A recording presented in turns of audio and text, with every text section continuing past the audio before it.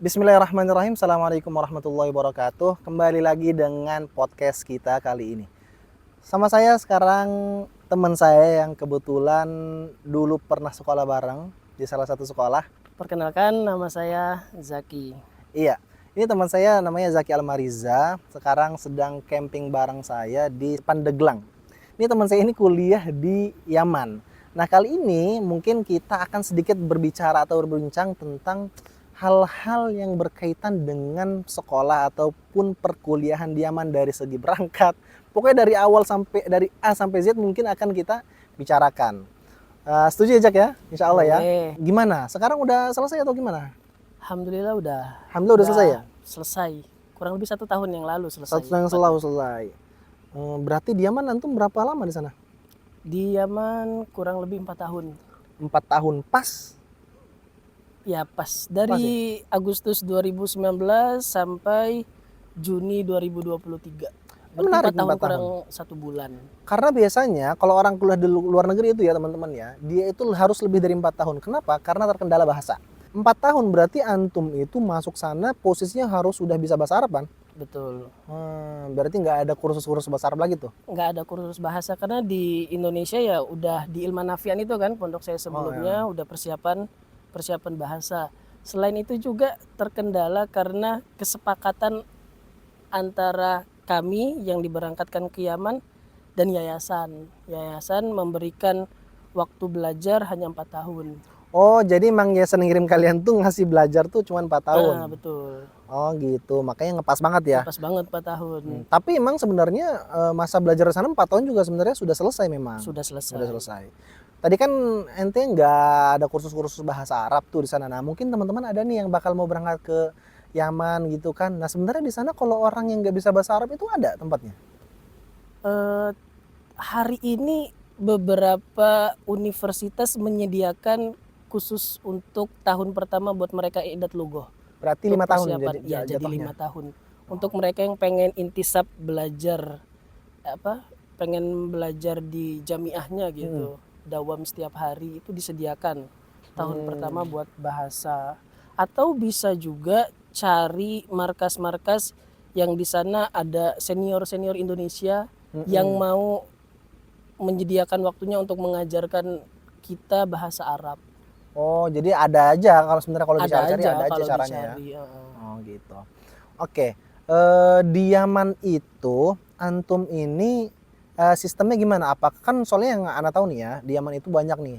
Ada yang markaz mulazamah, ada yang jamiah, atau ada yang cuma sekedar ngambil kiroat. Nah, antum posisinya di mana? Nah, kalau saya dan beberapa teman-teman itu penggabungan antara mulazamah dan kuliah. Kuliah Kuliah. formal. Kuliah formal. Kuliah formal itu ya kayak semacam universitas terbuka gitu, kita belajar mandiri, datang ke universitas, datang ke kampus ketika ujian doang. Oh gitu. Jadi waktunya lebih banyak habis di markas. Di mulazamah. Di mulazamah. Jadi bisa dibilang ilmu antum itu justru terbentuknya di markas mulazamah ini. Betul, kurang lebihnya seperti Kurang lebih seperti itu. Dan dari pihak kampusnya jamiahnya itu dia nggak ngasih mata kuliah yang harus kalian baca, kan ada buku-buku jamiah yang harus kalian habiskan, tugas-tugas dan segala macam nggak ada? Untuk mata kuliah dari jamiah itu pasti ada lah Mi ya. Iya. Cuman apakah mereka mewajibkan membaca dan lain sebagainya ya tidak. Itu Enggak. kembali ke personal masing-masing. Jadi ada yang rosip ntar ulang lagi. Oh iya benar juga ya. Cuman ya kalau untuk mereka yang udah menentukan dirinya tetap belajar formal itu rugi kayaknya kalau nggak belajar. Soalnya nanti kalau rosip bayar lagi, Itu jamiahnya bayar. Jamiahnya bayar. Anak kira tadi gratis. Kalau markasnya bayar nggak? Markasnya alhamdulillah gratis. Oh, markas Rata-rata markas di sana itu daamnya kuat-kuat nih. Oh gitu ya. Jadi ada donaturnya kencang. Ada donaturnya kenceng banget. Entah mereka dapat donatur dari Saudi atau dari mana gitu. Padahal ya Yaman negara. Iya, Yaman kan kategorinya negara yang kategori terbelakang ya dari segi ekonomi. Tapi mereka terhadap para tulabul ilm itu benar-benar bisa mengikramkan. Pokoknya tugas orang-orang yang datang ke sana itu belajar aja lah. Iya benar. Nggak usah mikirin makan dan lain sebagainya. 11-12 ya teman-teman, sama kayak di Turki. Soalnya di Turki juga markas-markas itu full gratis semuanya. Ya tapi emang kalau misalnya mau kuliah kayak ente tadi gitu, gabung ke salah satu jamiah, ambil kuliah terbuka dan bayarnya di jamiah itu. Di markas itu berarti makan, tidur segala macam semuanya udah lengkap ya? Sudah lengkap, Gratis semuanya. gratis. Cuman berarti ente kena biaya buat kehidupan sehari-hari kalau Buat mau beli kehidupan, sesuatu mau aja. beli sesuatu, beli buku, ya mungkin visa juga, visa Buat tahunan. berangkat pulang pergi. Betul. Heeh. Oh, nah waktu antum di Yaman itu sempet nggak pernah liburan pulang ke Indonesia? 4 tahun enggak ya? 4 tahun full. Full. Itu keren. Sebenarnya keren nggak keren sih, karena terkendala beberapa hal. Yang pertama kan COVID itu ya. Oh ya COVID. Oh antum COVID, masa corona masa di corona. di apanya Jadi di baru Yaman. beberapa bulan nyampai di Yaman itu virus corona udah rame dibicarakan kan. Tuh kendala pertama. Kendala yang kedua ya biaya. Biaya mahal ya termasuk ya. Hitungannya mahal nggak mahal sih, udahlah yang penting di Yaman aja. Oh, Jadi saya itu tiap liburan itu biasanya ini Mi, dari apa? Dari Sya'ban tuh udah libur. Jadi Sya'ban Ramadan itu full 2 bulan libur. oh itu kalau pulang oke itu. Kalau pulang oke. Dan Cuman biasanya emang apa namanya teman-teman yang di Yaman kalau mau pulang di hari-hari itu, di masa-masa hari-hari itu betul. Oh. Cuman saya memilih untuk kayak tahun pertama liburannya di sini, tahun kedua di sini, tahun ketiga di sini, tahun keempat sini. Alhamdulillah selama 4 tahun tuh liburan beda-beda tempat. Oh Betul. gitu. Oh sebelum kita lanjut ngobrol lebih banyak nih, antum itu di Yaman kan, kalau di Indonesia kan Yaman itu kalau kita ngomong Yaman itu yang langsung masuk kotak Tarim. Betul. Yaman Tarim. Nah Betul, antum tuh di Tarim atau bukan? Saya bukan. Oh bukan di Tarim. Di mana Di tepatnya? Saya 5 jam perjalanan mobil dari Tarim. 5 jam. Lumayan jauh ya? Ya, cuman jauh. Saya di Mukalla, kota Mukalla. Mukalla. Jadi Mukalla itu ibu kota dari Provinsi Hadramaut. Hadramaut itu provinsi terbesar di Yaman. Oh dia provinsi Republik dan Yaman. provinsi dan di dalam provinsi itu ada kota Mukalla. Ada Mukalla, termasuk Tarim. Tarim termasuk. Seun dan lain sebagainya. iya. Shibam juga. Pernah dengar Shibam gak, Mi? Enggak sih. Shibam Karena itu- paling kalau Yaman ya Mukalla, Tarim, ya Hadramaut. Oke. Oh iya, berarti kan kalau misalnya di luar negeri itu biasanya nih Jak ya, di negara-negara itu dia ada kota-kota yang memang familiar nih orang pelajar-pelajar Indonesia itu banyak tuh di situ. Kalau misalnya di Turki, Istanbul tuh penuh banget sama pelajar Indonesia, walaupun memang nggak sepenuh negara-negara yang lain. Kalau di Mesir mungkin ada di suatu, kalau Mesir memang banyak ya. Mesir ini mungkin ada di beberapa tempat yang ya memang tempatnya orang Indonesia semuanya kebanyakan. Kalau di Yaman dari sekian banyak kota, mana yang paling banyak? Yang orang Indonesia. Pertama masih Tarim. Tarim yang paling pertama Tarim, ya. Tarim itu di Darul Mustafa, ada yang di Ahgof dan di beberapa tempat itu. Kemudian yang kedua Mukalla. Mukalla udah ini mulai termasuk paling menyaingi banyak sekarang. ya?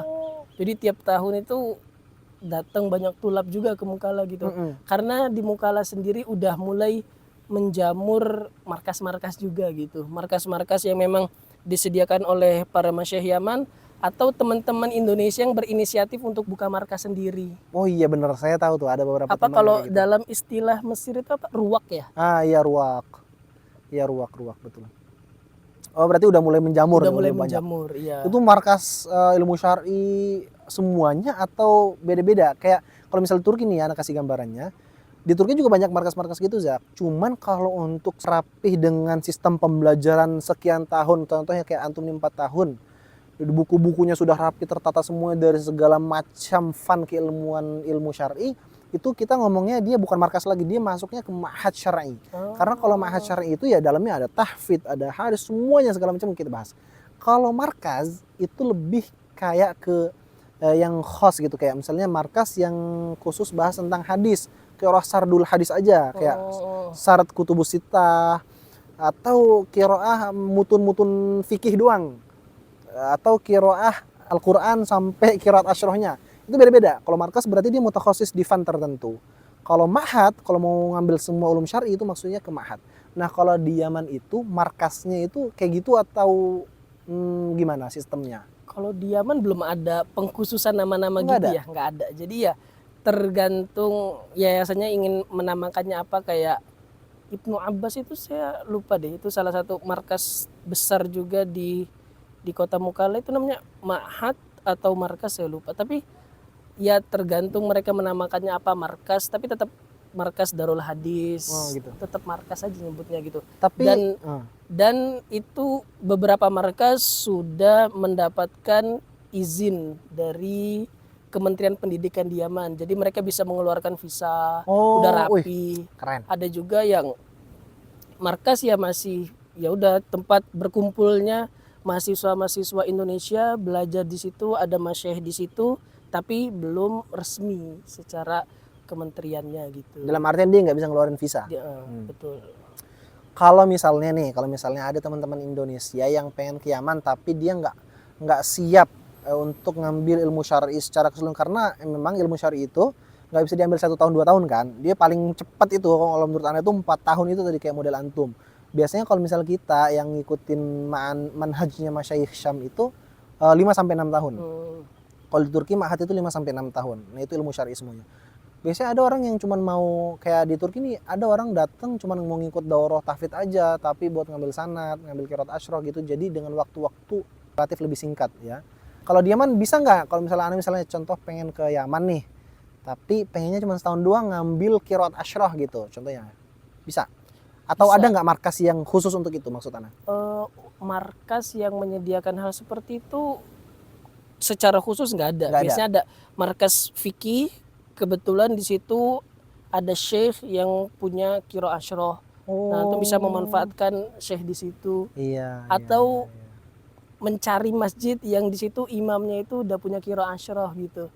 Datengin aja, syekh, saya tolib dari Indonesia, pengen ngambil qiraah ke antum, apa antum ada waktu gitu. Dan dimudahkan. Di Yaman tuh masih mudah banget untuk mendapatkan hal yang seperti dan itu. gratis juga. Dan gratis. Itu pentingnya sih. Pentingnya tuh gratis karena memang ada di nggak bisa dipungkiri, ada di beberapa negara yang untuk masalah pengambilan sanad ini berbayar.